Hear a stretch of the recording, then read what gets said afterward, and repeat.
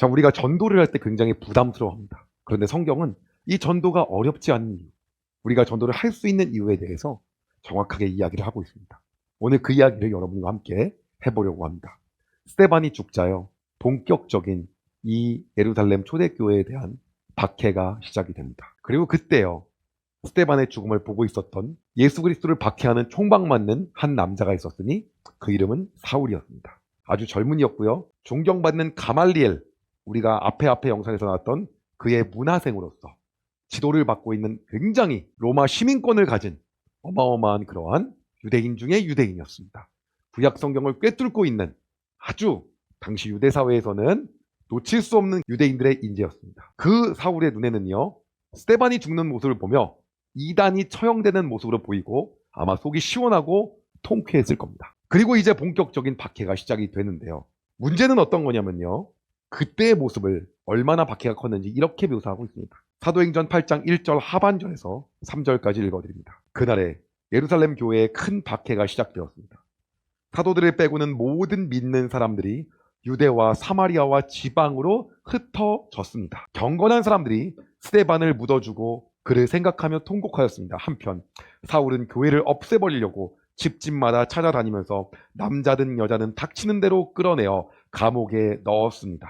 이렇게 뿔뿔이 흩어진 과정에서요, 이 흩어진 사람들이 그곳에서 뭘 하냐면 또 복음을 전하기 시작합니다. 예수님을 만나면요, 담대함이 생기는 거예요. 그리고 이때 성경은요, 누구를 주목하냐면 스데반과 함께 세워진 7집사 중에 한 명인 빌립을 지목합니다. 이 빌립은 예수님의 제자가 아닌 집사 빌립을 이야기하는 거예요. 그러면 이 빌립은요, 이때 어디로 가게 되냐? 사마리아라는 곳으로 가게 됩니다. 사마리아는 어디입니까? 여러분, 구약에서 저하고 함께 오랫동안 했다시피 거기는 바로 북이스라엘 땅입니다. 그쪽으로, 유대에서 그쪽으로 올라가게 되는 거예요. 그런데요, 사마리아 사람들이요, 빌립을 보고 나서 깜짝 놀라요. 왜냐? 빌립이 기적을 일으켜요. 그가 귀신을 쫓고요, 중풍병자를 고쳐요. 사마리아 성의 빌립으로 인하여 예수 그리스도의 복음이 전해지고요, 사람들이 큰 기쁨을 얻게 됩니다. 그런데 거기에 누가 있었냐? 베드로 말고 동명이인 시몬이라는 사람이 있어요. 이 시몬은 누구냐면 마술사예요. 마술을 갖다가 부리다 보니까는요, 당시 사람들이 시몬의 말에 확 현혹하면서 시몬을 대단한 사람으로 여깁니다. 그런데 이 시몬을 깨뜨리는 진짜가 나타났으니 그 진짜 이름이 바로 누구다? 빌립. 빌립이 나타나서 진짜 기적을 행사하니까 시몬에게 쏠렸던 인기가, 관심이 다 누구에게 갑니까? 빌립에게로 다 가는 거예요. 빌립이 복음을 전하자 모두가 빌립의 말을 듣고 세례를 받고요. 그리고 이 시몬 역시 빌립에게 무엇을 받습니까? 세례를 받게 됩니다. 그리고요, 어마어마한 표적과 능력들을 보고 있는 와중에 이 소식이 예루살렘 교회로 전해집니다. 그리고 예루살렘 교회에서는요, 그 사마리아의 상황을 보기 위해서 누가 출동하냐면 사도 중에 사도, 바로 베드로와 사도 요한이 출동합니다. 그리고 그들이요, 어디로 가냐면 이 사마리아 지역으로 가게 돼요. 이들은 도착해서 많은 사람들이 성령을 받게 해달라고 기도합니다. 이들은 세례는 받았지만 아직 성령을 받지는 못했어요. 근데 이들이 기도하자 이들이 성령을 받게 됩니다. 놀라운 일들이 일어나는 거예요.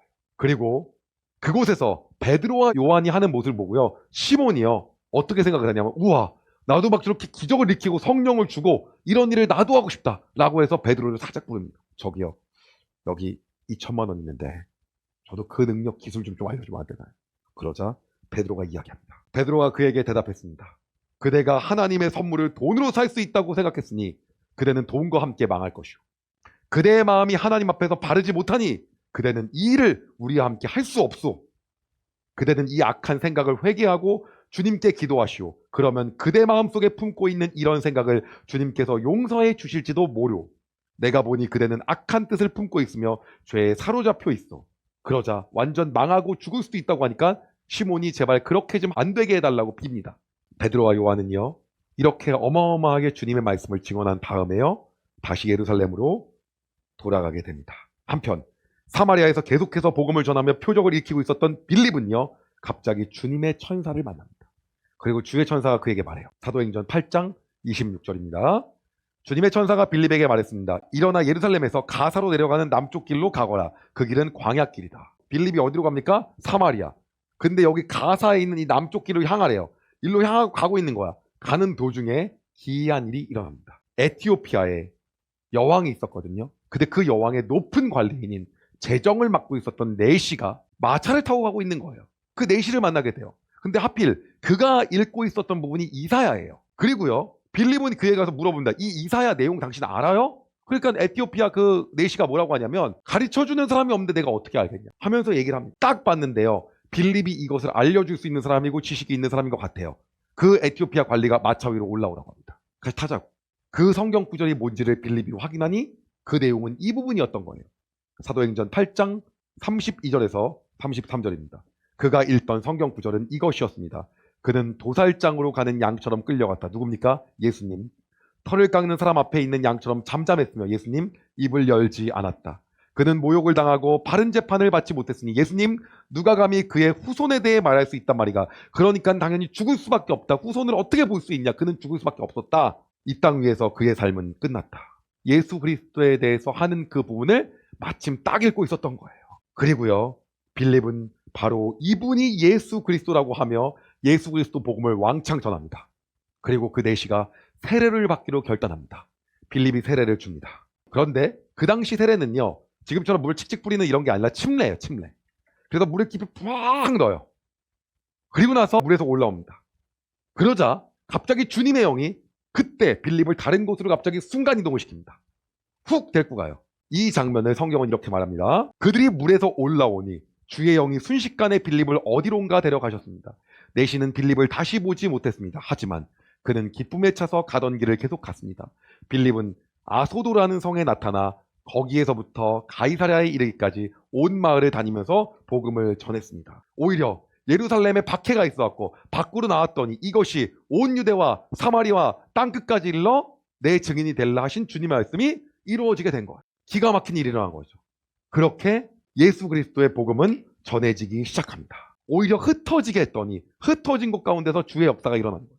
사탄은 계속해서 예수님의 복음과 역사를 방해하려고 하죠. 그러나 우리가 그것을 대적하고 당당하게 나아갈 때 주님의 복음의 역사는 어떻습니까? 멈춰지지 않는다는 거예요. 이 놀라운 사실을 오늘 우리에게 이야기하고 있는 거예요. 자, 그런데 우리의 삶에서 그렇다면 이 전도가, 다른 말로 하면 복음 전파가 어렵지 않은 이유가 뭡니까? 여러분, 이 간다게는요, 빌립이 설득했습니까? 아니면 주님이 준비하고 계셨습니까? 주님이 준비하고 계셨어요. 이미 그의 마음 가운데 이사야를 읽으며 예수님을 만날 마음의 준비의 마음밭이 다 열려 있었어요. 그리고 빌립이 그를 가서 예수 그리스도의 복음을 전했을 뿐이에요. 오늘도 우리를 기다리고 있는 누가 있다는 겁니까? 간다게가 있다는 거예요. 이것을 누가 하는 겁니까? 우리가 하는 게 아니라 누구께서 하는 거예요? 성령께서 하신다는 거예요. 그렇기 때문에 우리가 복음 전파를 두려워할 필요가 없다는 거예요. 우리가 말할 때 이미 그 복음을 받기 위해서 기다리고 있는 사람이 있다 없다? 있다는 거죠. 그런데 우리는 너무나도 뭐 있어요? 위축돼 있어요. 그리고 계속 이런 말만 해요. 어디 막 직장 속에서 신우회 한다고 해서 뭐 그게 다냐? 어느 순간 유럽이랑 우리나라가 비슷해져 가고 있어요. 여러분, 그러나 성경은 정확하게 우리에게 얘기합니다. 핍박이 있는 가운데서 사단이 흩어지게 하였지만 놀라운 건 어떤 겁니까? 그 가운데서도 예수 그리스도에 대한 복음을 담대하게 전하기 시작할 때 그 놀라운 일들이 일어났으며, 복음을 그들의 능력으로 한 것이 아니라 성령께서 한 것이고, 그리고 빌립이 만난 이 에티오피아의 내시는 그가 무언가 설득의 기술이나 말의 기술이 화려했던 것이 아니라 뭐였다는 겁니까? 누가? 성령께서 준비를 하고 있었다는 거예요. 여러분, 이게 핵심입니다. 누군가는 지금도 기다리고 있어요. 제가 인터뷰도 했지만요, 우리 주원규 PD를 제가 전도했을 때 그의 마음에는 이미 하나님을 믿고 예수 그리스도를 받아들일 준비가 돼 있더라고요. 근데 저는 생각을 했어요. 이 친구는 주원규 PD보다 훨씬 난도가 낮을 것 같다. 얘는 전하면 금방 복음이 들어갈 것 같다. 그 친구는 안 들어가요. 여러분, 전도는 우리가 하는 게 아닙니다. 누가? 성령께서 하시는 거고요. 이미 예수님께서 예비해 놓고 있는 거예요. 그러니까 빌립은 또 빌립이 필요한 곳으로 주의 영이 데리고 가죠. 또 그리고 그가 준비해 놓은 사람한테 가게 되는 거예요. 여러분, 우리의 힘으로 하는 것이 아니고요, 주님이 준비시켜 놓으십니다. 그렇기 때문에 우리가 전도가 어렵지 않고 예수 그리스도를 담대하게 전할 수 있는 겁니다. 오늘도 이 모든 것들을 준비시켜 주시며 우리에게 또 다른 간다기를 맡기고 계신 그 예수님 앞에 우리가 담대하게 복음을 전하는 자로 살 것을 다짐하고 결단하며 나아가길 소망합니다. 제가 기도하겠습니다. 주님, 오늘도 누군가는 우리의 복음을 기다리고 있다고 말씀하여 주셔서 감사합니다. 우리가 전해야 될 이것을 듣기 위해 준비하며 기다리고 있는 사람을 있게 해주셔서 감사합니다. 하나님, 오늘 우리의 발이 그 예수 그리스도께서 준비한 사람에게 향하기를 소망합니다. 에티오피아의 내시 간다게의 마차를 그냥 지나친 빌립이 아니라 준비된 사람에게 찾아가 그에게 예수 그리스도를 전했던 것처럼 오늘 우리가 성령을 순종함으로 하나님 앞에 담대하게 나아가며 우리에게 전할 수 있는 능력을 주시고 용기를 주신 그 주님 앞에 우리가 담대함으로 예수 그리스도를 선포하며 우리의 인생을 살아가는 우리의 모든 삶이 되게 주님 인도하여 주시옵소서. 성령께서 또 다른 간다게를 우리의 삶 가운데 예비하고 계심을 믿습니다. 우리가 전하는 자로 살게 인도하여 주시옵소서. 주님을 신뢰합니다. 예수님의 이름으로 기도드립니다. 아멘. 여러분, 은혜 많이 받으셨나요? 이 영상을 통해 더 많은 사람들에게 하나님의 은혜를 공유하길 원하신다면 여러분의 구독과 좋아요가 꼭 필요합니다. 오늘도 여러분의 삶에 하나님의 은혜가 가득하길 진심으로 소망합니다.